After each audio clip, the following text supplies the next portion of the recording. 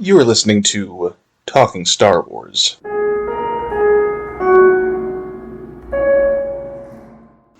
Hello, I'm Alex. And I'm Connor. And today we're going to talk about Star Wars. As we do from time to time, and today we're going to talk about one entry in our look at different Star Wars Expanded Universe novels. One of the ongoing series. So today we're going to look at Star Wars, Shadow of the Sith by Adam Christopher. A novel released within the last year, which is one of our tentpoles that is holding up the entire New Republic period. As you might have heard in our era review episode, there's not a lot of content on the table as far as this part of the Star Wars universe. It's after Return of the Jedi, before The Force Awakens. The Mandalorian happens right after Return of the Jedi. There have been some books, but the closer we get to The Force Awakens, the less we know.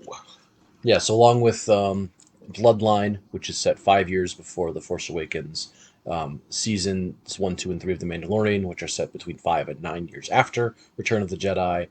We have this book, Shadow of the Sith, which is set 18 years after Return of the Jedi, and whose main characters are Jedi Master Luke Skywalker, a Lando Calrissian who waffles between being charming, middle-aged gambler and desperate to find his kidnapped daughter. The parents of Rey, Dathan and... Is that Dathan Palpatine? Or is Dathan and Miramir. And yes, Dathan is a failed gene-cast clone of Palpatine, as we learned in this novel, which we'll get to in a minute. And then we also have another character who is possessed by an ancient Sith mask and is one of our antagonists. The mask, and who works for the cultists from Exegol, serving the Sith Eternal. Is that Itchy or Scratchy? Or Ochi? Oh, Ochi's a different character. Okay. Ochi is possessed by the Sith knife, which is another artifact in this novel. Gotcha. I can get behind that. I like the idea of these haunted Sith items because Siths don't come back as ghosts. They should never come back as ghosts. I don't want to see Palpatine come back as a ghost if they ever do that. So he comes back as a clone. Yeah, that's fine. We've had a whole episode establishing how it is fine that Palpatine came back as a clone. They've been building up to that. The entire Clone Wars is kind of like a dry run for Palpatine being able to clone himself. It's fine, but no more ghosts. So, as far as this book goes, it sounds like it's halfway in between what we have Return of the Jedi, Force Awakens. Who is our primary protagonist? Is it from Luke's point of view, or is it more of a third person where we're following multiple characters? So we have quite a few main characters in this book. But Luke is probably the one that gets the most direct screen time. But he shares that role with Lando. So Luke and Lando sort of probably split about 2/3 of the book between them. Sometimes they're together, sometimes they are apart, but they are, what are driving the plot forward. We also have Dathan, Miramir, and Rey. Rey is, I believe, 7 years old at this time. Okay. So this is everything that leads up to the flashback scene she has where she's left with Unkar Plutt and her parents fly off planet trying to lead away Ochi of Bestoon. About a dozen years before Force Awakens, give or take? Yeah, she's 7, and so I think she's 19 at the start of The Force Awakens, which would make sense for like the 30-ish years that take place between episodes 6 and 7. Mm-hmm. And then our main antagonists, we have our two main antagonists. First, we have Ochi of Bestoon, who has been hired by the Sith Eternal, the Sith cultists on Exegol, to find Rey, because Rey is the progeny of a failed clone of Palpatine who managed to escape Exegol, and then... He might be Force sensitive. They might, she might prove useful in some sort of bring Palpatine back plot. All right, we also get one of our other antagonists. Her name is Kiza. She a female Pantoran who appears in the Aftermath trilogy, but who stole from one of Palpatine's cultists, Yupe, the mask of Viceroy Exim Panshard, an ancient Sith Lord, and is possessed by Exim Panshard's spirit through the mask for most of the novel. So again, who's our point of view? Who's leading us through this story? So yeah, it's a sort of a spiderweb story. This is not Mhm. a straightforward narrative. Mhm. And again, we're set 18 years after Return of the Jedi. So we have several plots that all sort of collide at once. Mhm. So we have Dathan and Miramir and Rey. They are fleeing Jakku because they were found by members of the Sith Eternal who are been hunting him and Rey now for years. They leave Jakku. Do they So leave with Ray, or do they leave Ray on Jakku at Rey this is still point? with them. Okay. Later in the novel, they decide that the safest place to hide Rey is the place where their enemy is already searched. Leave Mhm. her there to try to throw Ochi of Bestoon off their scent. Mhm. Um, so they are one part of our protagonists. Our viewpoint there is Dathan, the father, who is from Exegol. Exegol looms large in this novel. Mhm. People either want to get there, learn what it is, escape from there, or never go back there, or learn what's there. Mhm. So, Dathan is trying to get his family to a safe spot away from the Sith cultists from Exegol, who are working on behalf of the Sith spirit of his father, who is trying and failing to find a body that can contain his, damaged dark side spirit. Then we have Luke Skywalker, who at this point is firmly Master Skywalker of his own Jedi Academy, and who has been sensing a disturbance in the Force for months now, receiving visions. He is discussing this with Lor San Tekka, the individual at the start of the Force Awakens, who the First Order is hunting for because they think he might know where Luke is. How much do we get to see of Luke's Jedi Order at this point? We see some in the novel. He spends a couple of chapters there. We see a little bit of Ben Solo. The primary focus is on Luke as a Jedi Master and how he moves through the galaxy, how he manages these dark side or these visions of the dark side he's having, and we see him stretched to the limit of his ability. But even when he's dueling Kiza later in the novel, possessed by the mask, he's trying to save her the whole time. Give up the mask. You can come with me. This does not have to end in your death. Mhm. And we even meet other characters in the novel that he has saved from a life of having fallen to the dark side. Okay. So we have this separate plot where we have Ray's parents, where we have Luke and Lando who are searching for these Sith Yeah. artifacts. So Luke then finds a Sith artifact on a planet at an archaeological dig, and that makes his visions worse. So he goes to try to find more information and tries to go have a Force vision. Lando, meanwhile, has been hunting for information about his daughter, who was kidnapped 6 years ago at the start of this novel, Kadara Calrissian, and has been losing hope and is a borderline alcoholic at this point. But then he hears word that there's these Sith that are trying to kidnap his family, and he's like, might be something with my daughter, and I'm not going to let anyone else be kidnapped. And so he calls in his favors as a former general of the rebellion to try to figure out where Luke is and to get information about Dathan, Miramir, and Rey, who were almost captured by the Sith Eternal when a New Republic patrol drove them off, but then just let them go on their way because Dathan does not trust the New Republic at all. Mhm. I think it's kind of hinted at that maybe Jannah from Rise of Skywalker might be Lando's daughter, or they're going to be on this mutual search for family because she doesn't know who her parents are and he's looking for a daughter, but something like that. But Yeah. what I'm wondering is, do we have any sort of hint at the First Order in the background of this novel, or are they still, hiding in the shadows? Yes, this is still before the events of the novel of Bloodline, where the First Order is established. We do learn in this novel that the Sith Eternal are up to their shenanigans on Exegol, trying to resurrect Palpatine. Yeah, so then we get to our two primary antagonists of the novel. So if our protagonists are Dathan, Luke, and Lando as our viewpoints, our antagonists are Kiza, and we do have viewpoint chapters from her and how she's being controlled by the mask of Exim Panshard, wielding the lightsaber of Darth Noctis. So just surrounding herself with artifacts. She's not force sensitive herself, but the mask has enough of Exim Panshard's spirit still in it that he can use the force through her because all living things are still connected to the force. These are Harry Potter rules. These are the Horcruxes.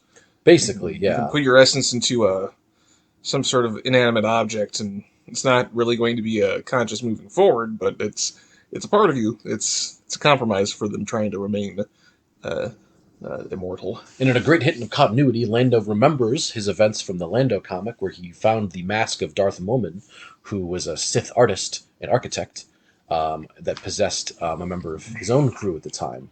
So Lando remembers it happened. Hey, EU works referencing each other in a consistent way. Love to see it. Sounds like we're going to get a Masks of the Sith something Yeah, coming so out. apparently it was the thing to do for a while. You just bound your soul to a mask. Didn't work out for either Exim Panshard or for Darth Momin, but Darth Momin was destroyed at the hands of Darth Vader. And if you want to read 2017's comic, The Dark Lord of the Sith. But I digress. Right on. So then our other antagonist is Ochi of Bestoon. So Ochi, who we learn existed and is already dead by the time of The Last Jedi, and who was then depicted in the 2020 Darth Vader comic as sort of this buffoonish, overly arrogant bounty hunter who is about half as good as he sort of thinks he is. And then is gravely wounded on Exegol because he wanders too close to their sacred bled kyber crystal. Is living a life of sort of this, again, alcoholic, down on his luck dude, just on this desert planet, trying to find clues to get back to Exegol. Because he's convinced if he gets to Exegol, the Sith Eternal there can heal him of his many scars and his damaged eyes, and he will be born whole again. And the Sith are like, okay, we can tell you the way to Exegol with one of our wayfinders, but first you got to find this girl for us, Rey. And so they give him the knife, the infamous knife that has the map on it, whatever. The map of whatever. Yeah, That somehow lines up with the wreckage of the Death Star that was made. well, There you go. it turns out the knife can change its shape, and is an intelligent and evil weapon. It's like a cursed item in D&D, basically, and it starts controlling Ochi more and more because Ochi, while a competent bounty hunter, is a buffoon, but he's a dangerous murderer throughout the whole novel. I'll say that I would be more intimidated by the dagger if it was like the puzzle box from Hellraiser and not a protractor with its arm swinging out.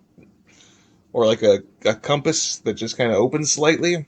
It's not the most intimidating of weapons when you have lightsabers and Death Stars. Well, the author of this book agreed because they wanted to make the knife more significant and dangerous. Like Ochi, drunken, stupor bounty hunter past his prime, is able to deflect blaster bolts with this dagger. And Luke is able to sense the evil in the dagger as well, and his one face-off with Ochi of Bestoon, and is able to actually, deflect a lightsaber as well. So this certainly, as in a certain arc in Star Wars Rebels, leans into the fact that the Force can be present in objects as well, like such as kyber crystals, as well as in individuals, and how the dark side is about perverting those powers and unnaturally binding it into objects. In fact, my favorite Rise of Skywalker fan edit, instead of having Rey open up that little compartment on the dagger, she just hears Sith whispers, and that's what tells her where to go. So it leans into that idea of Force-possessed weapons. So, Yeah. Thank goodness for fan edits. Yeah, but in this book, that's just some of Ochi of Bestoon's notes, because he was a compulsive note-taker trying to find his way to Exegol for decades. Because he burned his own face off because he was stupid. So yeah, we get lots of dark side weapons. So the plot-wise, the plot is actually pretty straightforward. We get a lot of character work going on, exploring what people are thinking and feeling. Luke trying to contact the Force ghost of his father for advice. Luke trying to save Akiza from the mask of Exim Panshard. But ultimately, we end up with all these stories intersecting and colliding. Lando eventually decides his primary goal is to get Dathan, Miramir, and Rey away from the people pursuing them. He doesn't know why they're fleeing. No one ever learns or really even manages to meet the family, but they know the Sith are hunting them, so they keep being just too late to truly rescue them, but keep tangling up the plans of Ochi of Bestoon and the Sith Eternal. We do actually get hints of the fact that the First Order is sort of getting ready to take place. We meet one of the eventual leaders of the First Order, who's undercover as a mole in a private security organization that Ochi of Bestoon calls upon.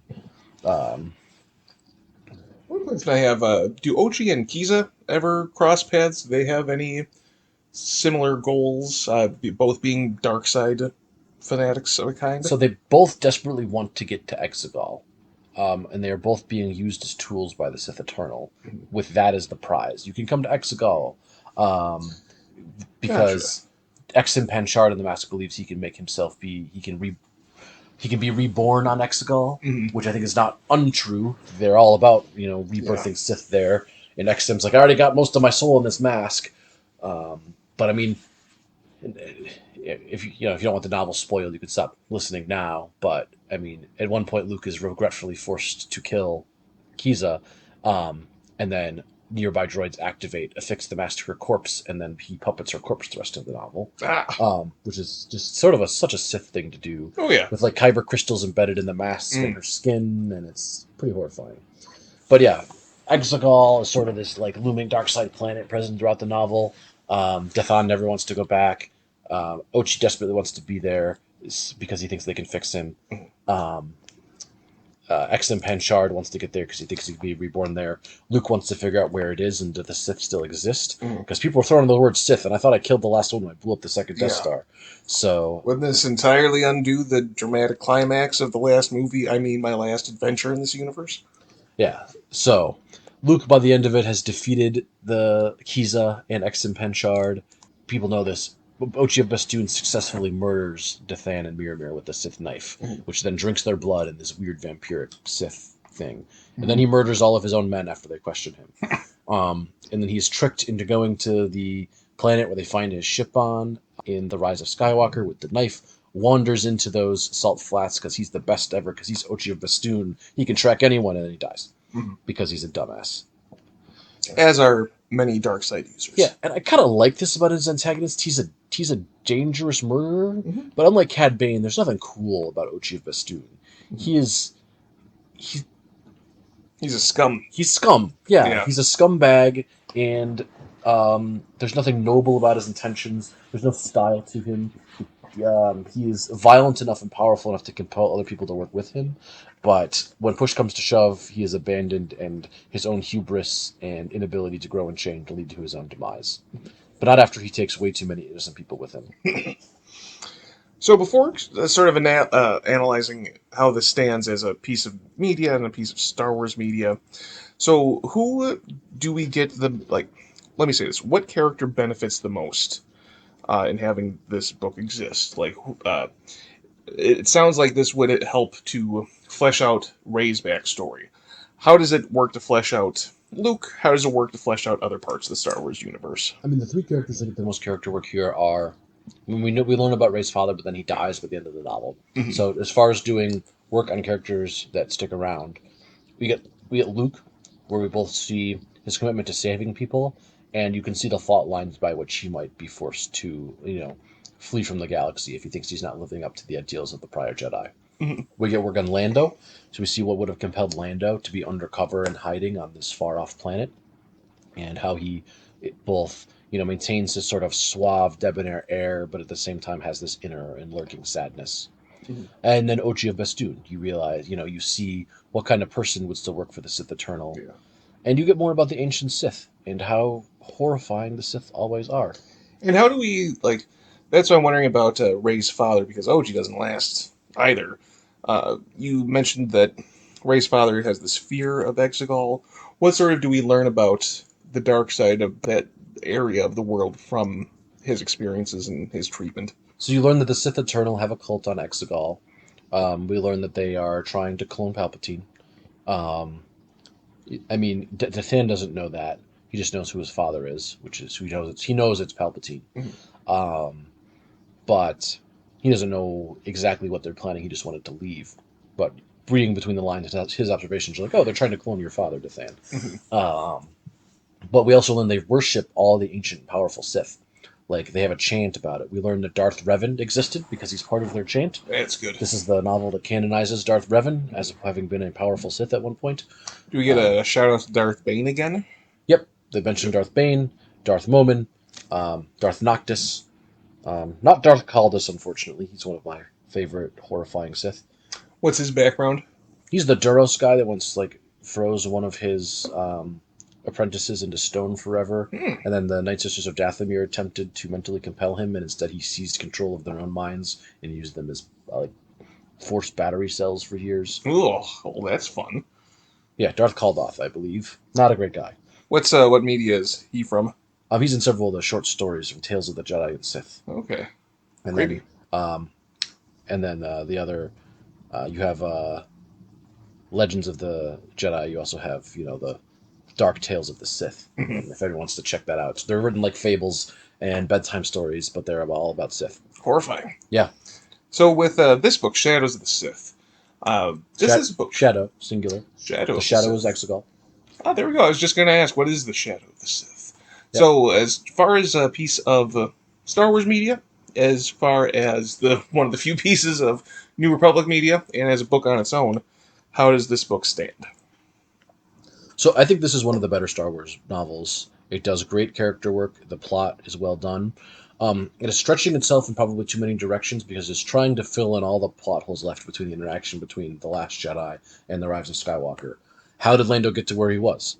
How did Rey get abandoned on this planet by parents who presumably loved her, with the contradictory evidence given? So it is stretching itself to fill all these plot holes, but it's also doing interesting. You're getting to see Luke as a Jedi Master, both at the height of his power and also seeing the fault lines that would eventually result in him abandoning the Jedi Order. You see Ben Solo in both all of his arrogance and his sweetness, um, inherited from his family. So you see all of these things, sort of the building blocks. You see the bureaucracy of the New Republic, who are not really willing to help Lando, even when he tries to call upon his past connections, and he's forced to go outside the bureaucracy and call in favors of people directly. So you see how the New Republic just wants to pretend everything is fine. Individuals within the New Republic are nice, but the institution itself is failing, as we then see a few years later with Bloodline. So, as a work of world building, I would say it's really great. You see, what people think of the New Republic. You see Luke's new Jedi Order, and how he's working with Lor San Tekka to track down Jedi texts and things. And then you get a lot of lore about the dark side, how Sith bind themselves to items, how the cult of the Sith Eternal has been around a long time, and how Palpatine co-opted and is using it as an attempt to return himself to life, and all of those aspects. So as a piece of world building, a piece of Star Wars media, I truly enjoyed it. Good, and it's as you pointed out in the past, it's so necessary to have world building for this corner of the Star Wars universe. I have asked for an animated series in this era, so it's great to hear that in one of the few opportunities that fans have to learn more, it's with a piece of media that stands well. My final question: so if Leia gets bloodlines, or is it bloodline?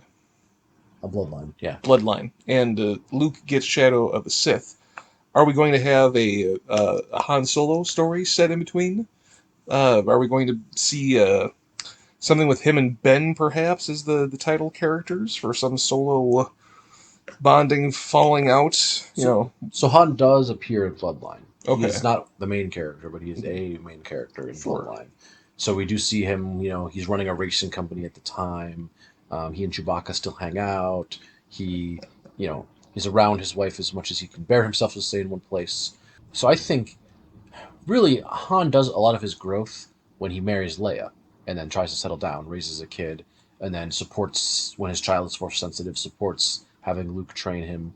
So all of those things. I think the most interesting thing to do for Han would be to see what happens to him in the interregnum between Ben Solo becoming Kylo Ren and how he ends up in the situation he is in The Force Awakens. That is really the area to be fleshed out for Han, because in between, I think you could pretty much trace the trajectory of his character. He doesn't really change much. He is a scoundrel, the heart of gold, who then marries, a powerful senator and stays devoted to her for 20 years until their son turns to the dark side. So yeah, I think you're right. I think having that dramatic action be, okay, my son has turned into the most megalomaniac figure in the galaxy. What's the story that leads Han to leave Leia and step back and become that smuggler again? That would be very interesting to have them flesh out. And it seems like there are interesting pairings throughout, because we have Lando and we have Luke in Shadow of the Sith. Leia, do we have a pairing with her that's someone that she bounces off with as far as a POV character in that? Yeah. The other senator, Ransom Castafaro, who is the younger, more idealistic senator who is being unwittingly manipulated by the nascent First Order, who just call themselves the centrists. Sure. So whether it be someone who's unrelated or even Ben Solo just having that other point of view character to have balanced with Han, And it's not like we have an abundance of Ben Solo media, so I wouldn't be too angry if he were to shape out that story. But yeah, if you really like, you want to see Jedi Luke Skywalker vaulting over molten pools and dueling a ancient Sith with his lightsaber on a frozen moon with great frost worms lurking beneath. If you want to see him trying to commune with the soul of Anakin Skywalker and stretching his Jedi abilities to their limit. If you want to see quick shooting, fast talking Lando making eyes at an Amazonian warrior woman, platonically and politely, but appreciatively, and losing and then winning and then losing at Sabak. If you want to see an unhinged Sith assassin in Ochi of Bestoon stab a bunch of people to death with a dagger and then die an ignominious death himself. If you want to see how did Rey end up on Jakku and the series of desperate decisions that led to her having to rely on Unkar Plutt for survival, go ahead and give this novel a read. Sounds interesting. So, and if you buy it and rate it, there will be more media in this era, which is what we need. All right. Well, thank you all for listening to our exploration of Shadow of the Sith. Join us next week for more Star Wars and in the future for more spotlights on more novels, games, shows, and more. Until next time.